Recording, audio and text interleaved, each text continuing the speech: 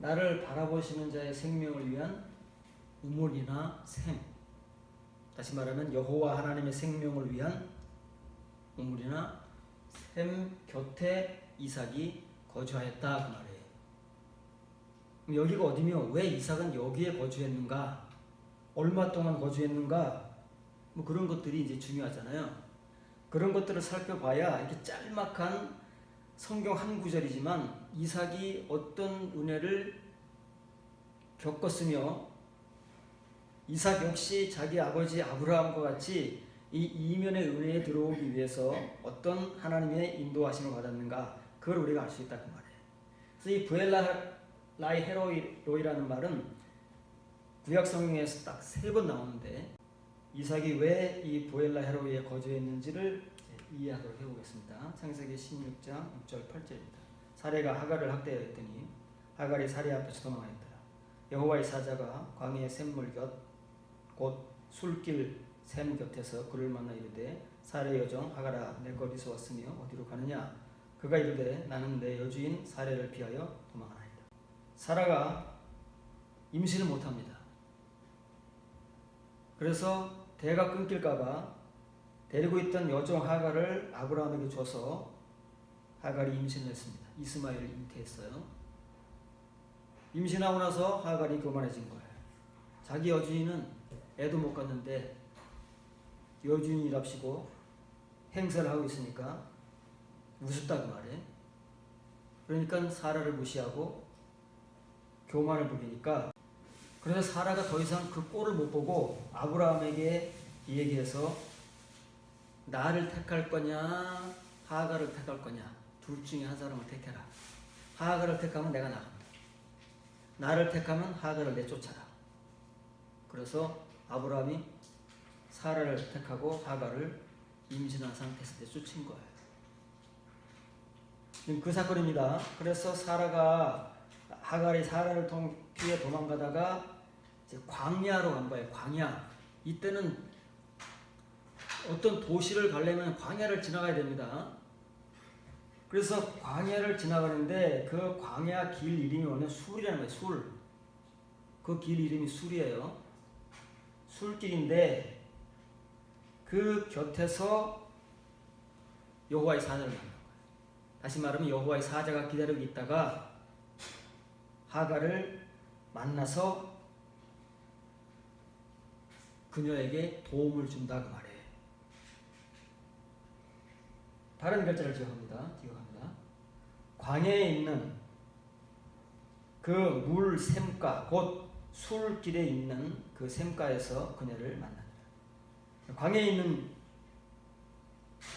샘입니다.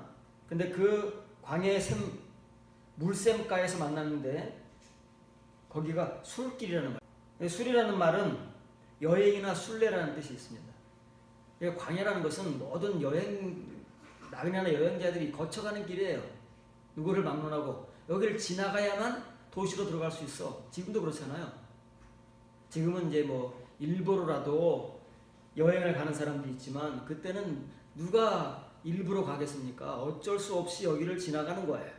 거쳐가야만 도시로 들어갈 수 있기 때문에 이렇게 특정한 광야길을 지나가야만 되는데 그 광야길에서 여호와의 사자가 샘 곁에 있다가 하갈을 만나서 도움을 줬다는 거예요. 그럼 이 술길은 어디에 있냐면 네게브 사막에 있습니다. 지금도 이스라엘에 가면 네게브 사막이 있어요. 네게브 사막은 굉장히 광활한 사막입니다. 예루살렘 옆에 있는 그 유다 광야보다 훨씬 넓은 남쪽에 있는 굉장히 광활한 사막입니다. 이렇게 써 있어요. 여호와의 사자가 그녀를 만났습니다. 빨간 그녀를 만났어요. 여호와의 사자가 어디서 만났냐면은 그 물샘가에서. 물샘이 어디냐면 광야에 있는 거예요. 지금으로 말하면 사막이죠. 사막에 있는 물샘가에서 하갈을 만났다고 말해요. 이 광야에 있는 물샘가가 술길이다 그 말이에요. 그때 명명되고 있던 지명은 술이라는 지명이었어요. 그래서 13절 14절을 보면 하갈이 자기에게 이르신 여호와 이름을 나를 살피시는 하나님이라 하였으니 이는 내가 어떻게 여기서 나를 살피시는 하나님을 배웠는고 함이라. 이러므로 그 샘을 부엘라 헤로이라 불렀으며 그것은 가데스와 베렛 사이에 있더라. 부엘라 헤로이라는 지명을 제일 먼저 입에 담은 사람은 하갈입니다. 원래는 이게 지명이 아니라 자기가 겪은 사건과 은혜를 통해서 그것을 함축해서 만들어 놓은 고백적 이름이에요. 그렇죠? 원래는 술길입니다. 술길인데 그 술길에서 자기가 이런 하나님을 만났다 라는 고백을 함으로써 그것이 지명이 되어버린 거예요. 그런 경우가 많습니다. 구약 성경에는 마라가 그렇고 우사가 그렇고 다 그렇잖아요. 마사가 그렇고 원래는 그 지명이 아닌데 이스라엘 백성들이 거기에 이르러서 어떤 사건을 겪으면서 그 지역의 이름이 마라가 되고 마사가 되고 막 그러는 거잖아요. 그것과 똑같은 겁니다. 본문을 직역하면 하갈이 여호와 곧 자기에게 말씀하시는 그분의 이름을 주는 나를 바라보시는 하나님이라 불렀으니 이는 내가 여기서 내 뒤에서 나를 보시는 이를 보았는가 함이었더라. 그러므로 부엘라 헤로이 샘으로 불렀으니 보라 가데스와 베렛 사이에 있더라. 하갈이 하나님의 이름을 이렇게 부른, 하나님 이렇게 부른 거예요. 그전에는 그냥 하나님으로만 알았어요. 하나님 여호와로만 아는 거예요. 누구나 막노라. 우리도 하나님을 알아요. 하나님의 이름을 부르고 하나님을 믿습니다. 그러나 이 하나님을 경험했느냐? 이 하나님을 우리가 개인적으로 경험하고 이 은혜를 가지고 이런 하나님을 이제부터 믿고 사느냐? 이것이 앞으로 우리의 인생을 바꿔놓을 겁니다. 이런 경험이 있는 사람과 경험이 없는 사람이 같을 수가 있겠습니까? 그리고 이런 경험도 잠깐 하고 끝나는 사람과 이 경험을 지속적이고 장기적이고 그리고 깊이 하는 사람과 같겠습니까? 다르단 말이에요. 사람마다 다르고 경험마다 다르다고 말해요. 하갈은 이때 한 번만 경험한 거예요. 이것은 전혀 계획에도 없고 자기가 예상치도 못했는데 하나님께서 사자를 보내셔서 그냥 도움을 주신 거다 그 말이에요. 그랬더니 하갈이 그 은혜를 겪고 나서 이런 고백을 하고 이런 간증을 한 거다 그 말입니다. 그래서 이렇게 써 있어요.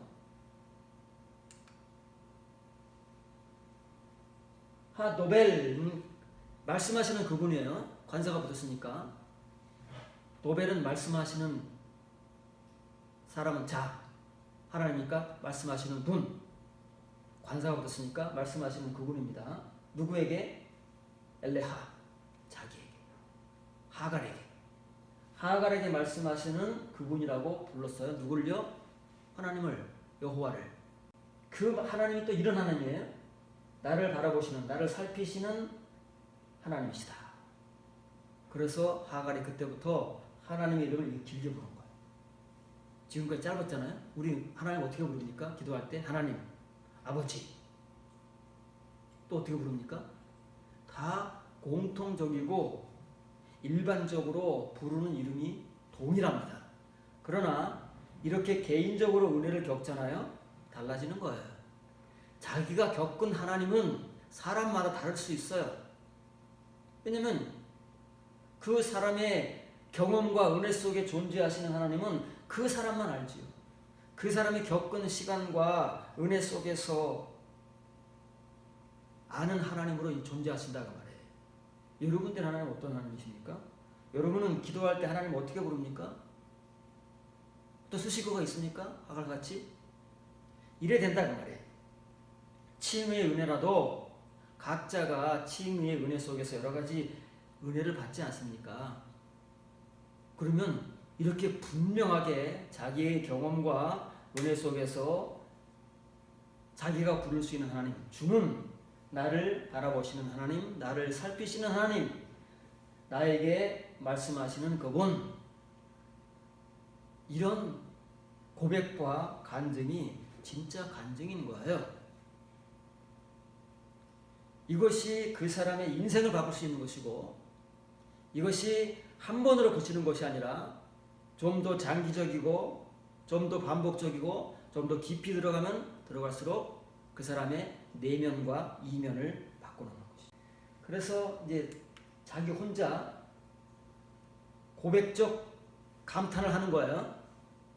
이런 은혜를 걷고 경험을 걷고 참으로 여기서 내가 보았는가. 이거는 이제 문을 만들 때 이 앞에다 관사같이 이런 하를 붙이는 거예요. 동사에 붙을 수도 있고 이렇게 감탄사에 붙을 수도 있고 뭐 다 붙어요. 근데 문맥적으로 이해를 해야지 그냥 보면 몰라요. 왜냐면 관사는 붙는 데가 많이 있으니까. 그래서 참으로 내가 여기서 보았는가. 뭘 보아요? 이 이제 부엘 라하이 로이가 아니라 아하레이 로이, 내 뒤에서 나를 바라보시는, 나를 살피시는 이를 내가 보았단 말인가. 이건 뭐예요? 진짜 눈으로 본 거예요. 여호와의 사자를 만났잖아요.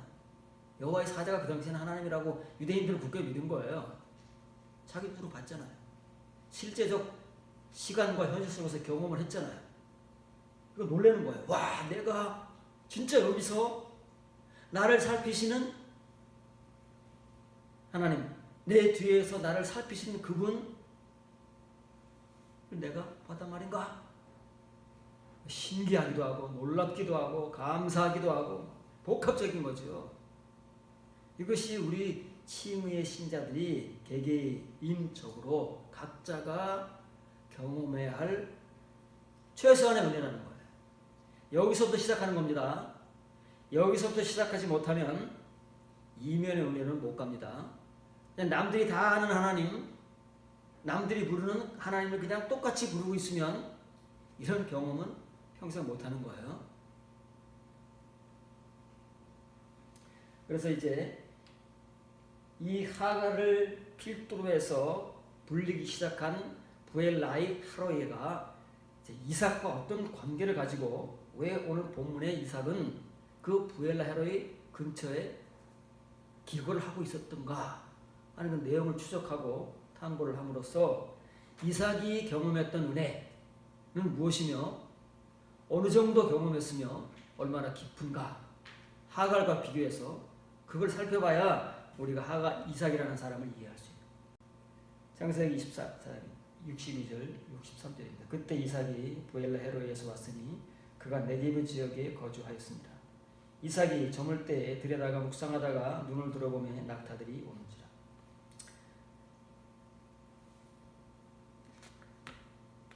(25장에) 부엘라 헤로의 근처에 기거하고 있었다고 그랬잖아요.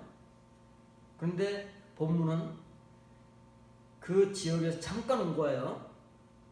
아예 온 게 아니라 거기에 계속 기거하고 있다가 뭔 일 때문에 잠깐 온 거예요. 본문을 지역합니다. 이삭이 부엘라 헤로이에 막 이르렀으니 그는 그 남쪽 여기 부엘세바입니다. 부엘세바 땅 거주자니라. 이삭이 저녁이 되자 묵상하려고 들러 나갔다가 눈을 들어보니 낙타들이 오는지라. 원래 이삭의 거주지는 부엘세바입니다. 그의 아버지 아브라함이 헤브론 땅에 도착해서 거기를 자기의 정착지로 삼았습니다.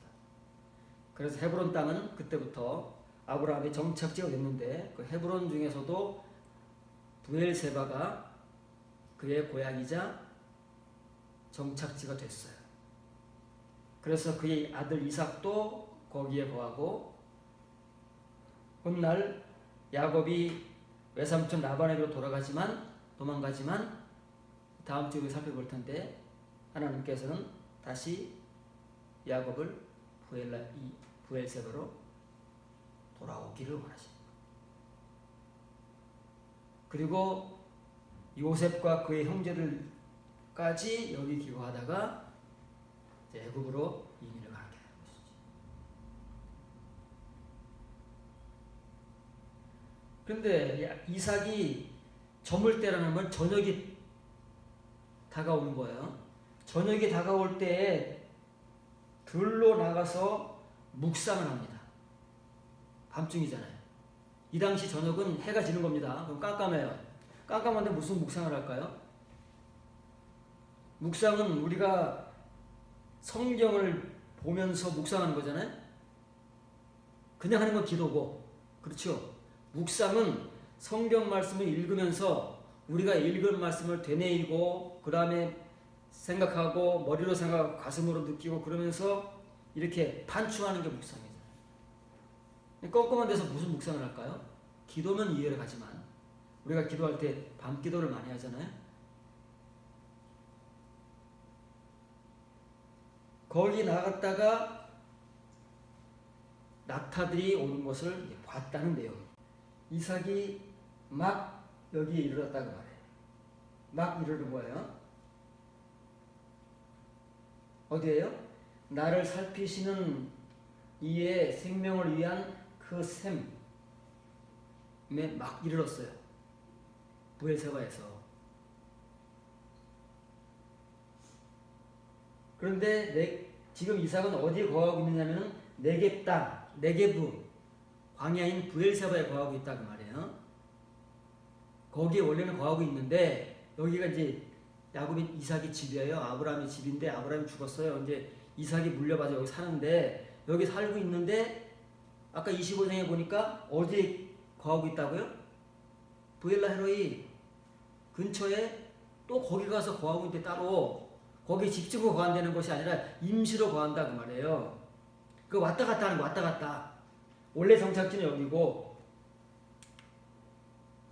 근데 그때 바울이 이삭이 들로 묵상하려고 나온 거예요. 슈악하는 묵상하는 겁니다. 묵상이에요. 묵상하려고 들로 나갔어. 언제요? 저녁이 다가오니까. 기도하러 나간 거 아닙니다. 저녁에 묵상하러 나가는 거예요.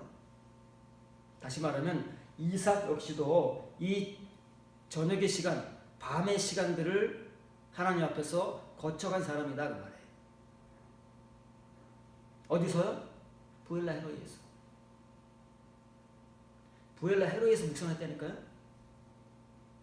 묵상 생활을 어디서 했느냐? 브엘세바에서 한 것이 아니고 브엘세바에서 어디에 일로 나왔다잖아요. 들로 나왔는데 그 들이 어디라고요? 브엘라 헤로이. 여기로 막 도착했다잖아요. 그날은. 이해를 잘 하셔야 됩니다.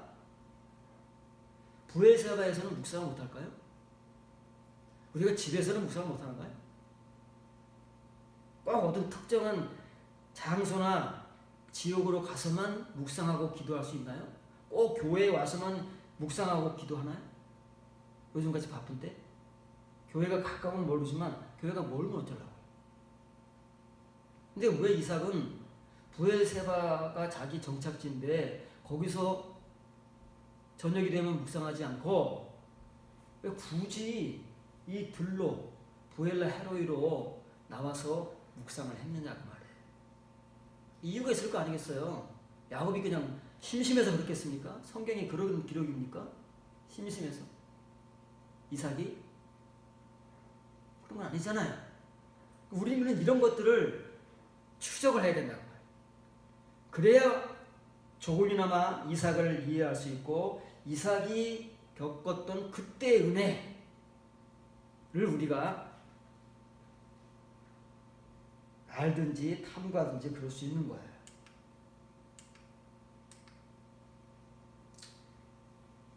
잘 보세요. 여기가 브엘세바예요. 여기가 이제 아브라함 정착지. 여기 헤브론이잖아요. 헤브론이 넓어요. 헤브론은 큰 성이고 그 안에 브엘세바가 있는 겁니다. 그리고 여기에 이제 브엘라 헤로이. 여기가 다 이제 네게브 광야예요. 남쪽이 굉장히 넓어요. 네게브 사마리 넓은데 여기 이제 정확하지 않지만 물음표를 붙여놓은 거예요. 왜냐면 이 네게브 사막 안에 술길이 있었고 그 술길을 지금은 브엘라 헤로이라고 부르는 거잖아요. 이게 지금 이제 정확하지 않으니까 이제 물음표를 붙여놨지만 이 부분이에요. 그러면 거리상으로 꽤 되잖아요.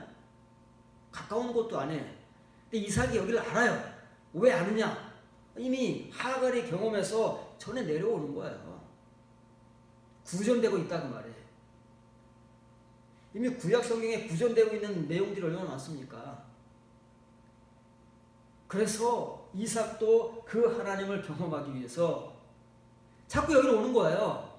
여기 기거하기도 하고 다시 집으로 갔다가 또 때가 되면 나왔다가 묵상했다가 이렇게 수시로 여기를 오고 가고 때로는 며칠씩 기거하면서 이 부엘라 헤로이에서 하갈이 경험하고 고백했던 나를 살피시는 이의 생명을 위한 그 생명의 말씀, 그것을 얻어 마시기 위해서 여기서 시간들을 보내고 있는 거죠.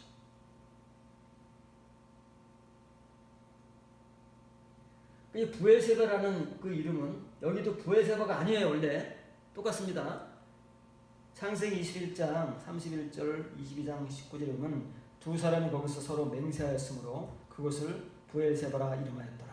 이 아브라함이 그의 종들에게로 돌아가서 함께 떠나 부엘세바에 이르러 거기 거주하였더라. 부엘세바가 원래는 이 진영이 아닌데 이 두 사람이라는 아비멜렉 왕입니다. 그랄 왕 아비멜렉, 가나안 땅에 가뭄이 나서 아브라함이 애굽으로 내려가려고 그러는데 하나님께서 애굽으로 가지 말고 내가 지시하는 쪽으로 가라 그러잖아요. 그럼 이제 이 아브라함도 그렇고 이삭도 그렇지만은 그랄로 도망을 갑니다. 피신을. 그랄이 어디냐면 블레셋 참 조그만 도시예요. 그러니까 이 아비멜렉은 블레셋 왕이에요. 그 당시에.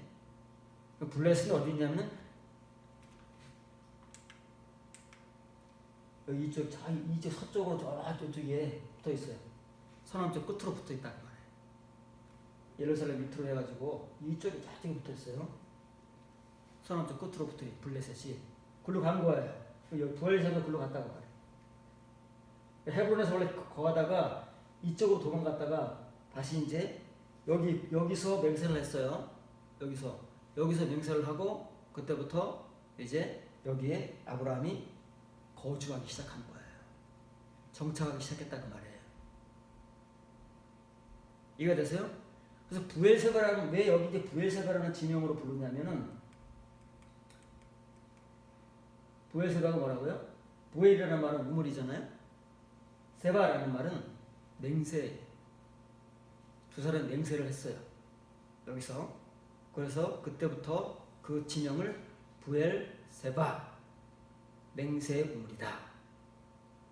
그렇게 이름을 짓고 아브라함이 자기 정착지로 삼은 거예요.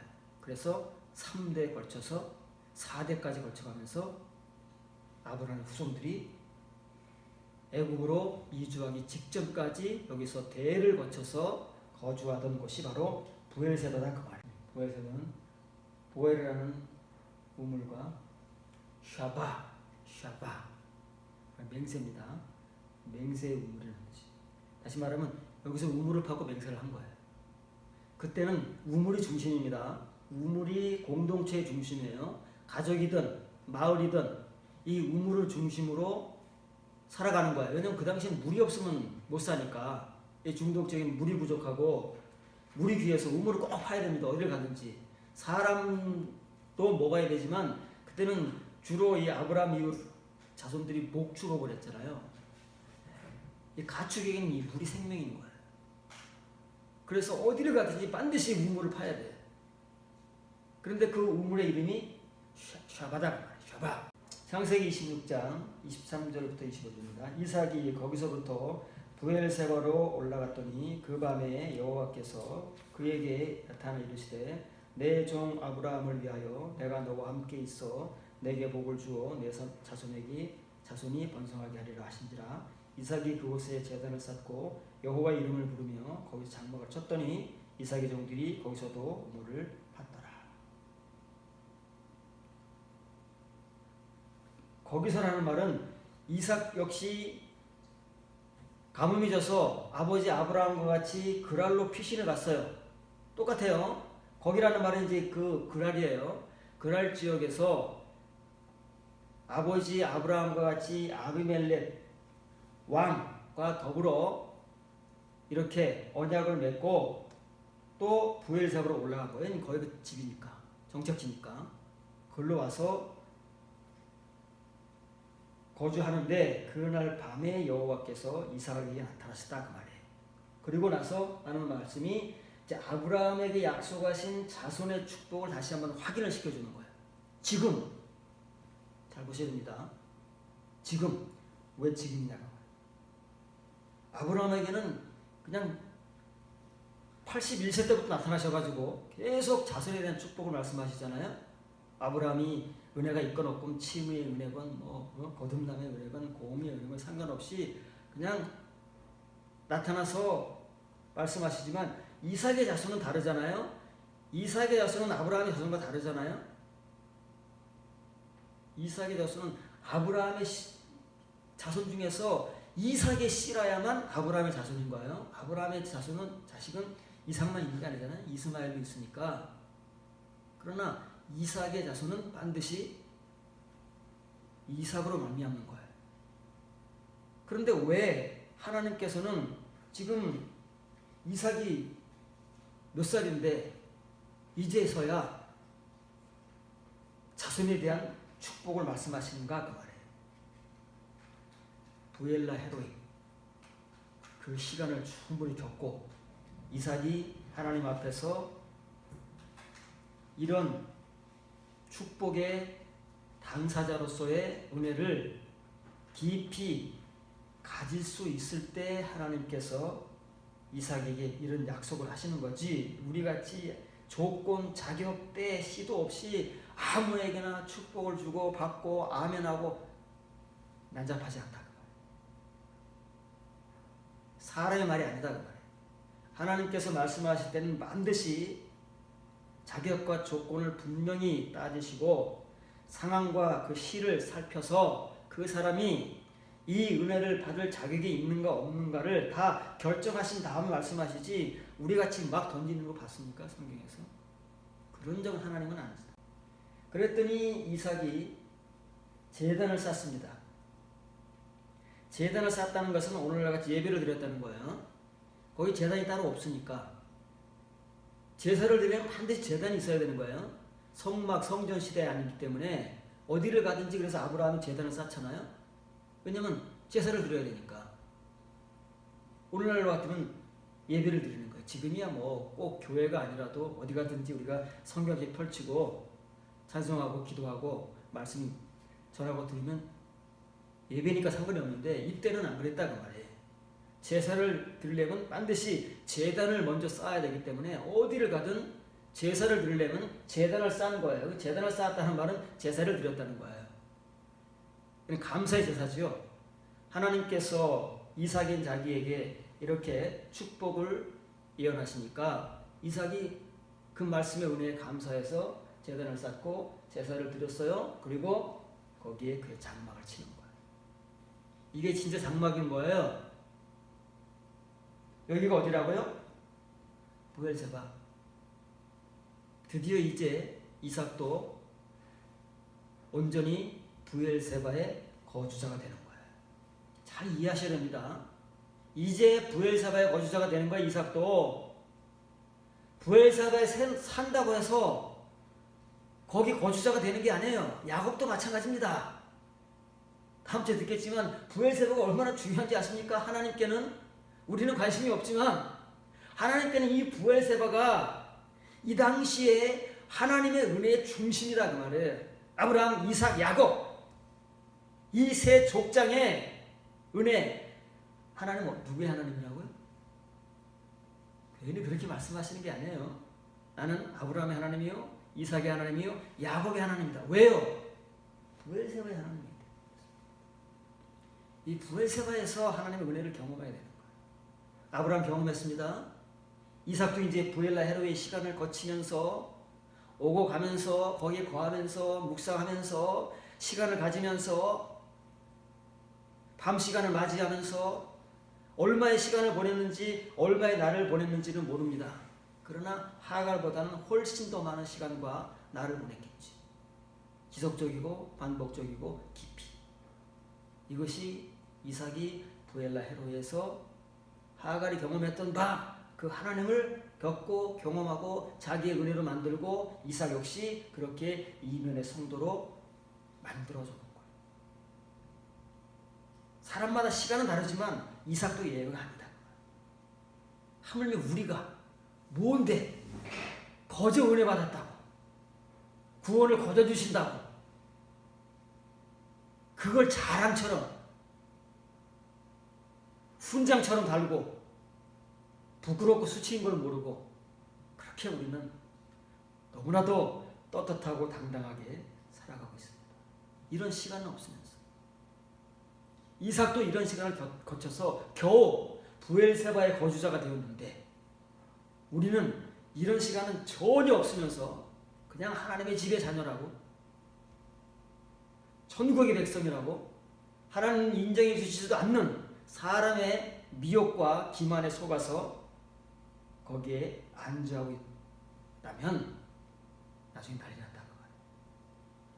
반드시 이 부엘세바에서 하나님의 축복을 받아야 됩니다. 이 축복을 거둬주시는 게 아니에요.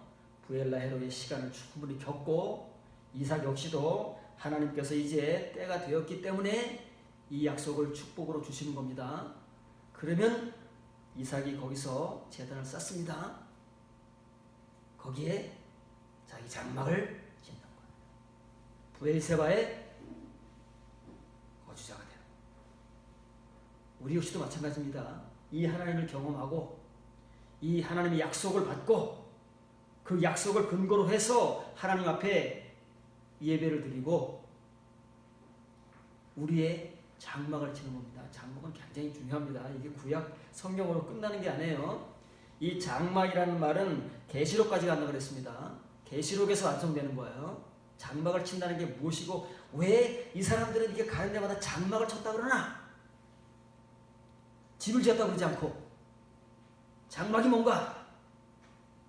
우리가 지금 배워야 할 게 무지무지하게 많은데 아는 게 없어요. 우리는 한 초보지식밖에 없다고 말해요. 그걸로는 어림도 없는 거예요.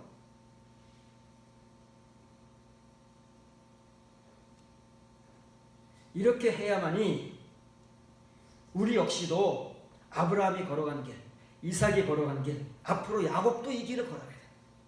야곱은 예외겠습니까? 야곱은 이제 더 겪어야 돼요. 왜냐면 야곱은 아브라함과 이삭보다 더 인간적이고 세속적인 사람이기 때문에 더 혹독하고 더 오래고 더 심한 징계의 시간을 연단의 시간을 겪게 되어 있습니다. 성경에 이게 그래야 이 부엘세바로 올 수 있는 거예요. 부엘세바의 거주자가 되는 거예요. 절대 거주되지 않습니다. 베델에서 돌단을 쌓고 11조를 드리겠다고 맹세를 했다고 해서 되는 게 아니에요. 하나님 그걸 받아주시죠. 그럼 안 받아주시겠습니까? 그러나 거기에 속지는 않는다 그 말이에요. 정말 그런 성도가 되려면은 어떻게 되어야 하는지를 하나님께서 혹독하게 가르치시는 거예요. 그걸 경험해야만 이삭 역시도 이 부엘세바의 거주자가 되는 것이지 절대 거저되는 것은 없습니다. 치유의 은혜는 아브라함의 후손으로 그냥 저절로 됩니다. 저절로 되는 거예요. 아브라함의 아들이면 이삭이 되고 이삭의 아들이면 야곱이 되는 거예요. 거기에는 자격이나 조건이 없습니다. 그냥 낳으면 되는 거예요. 그런데 이삭이 이와 같은 하나님의 축복을 약속으로 받는 부엘세바의 거주자가 되기 위해서는 그거 가지고 안 되는 거예요. 반드시 부엘라이 하루 그 은혜를 지속적이고 반복적이고 깊이 겪어야만 되는 것이고 야곱도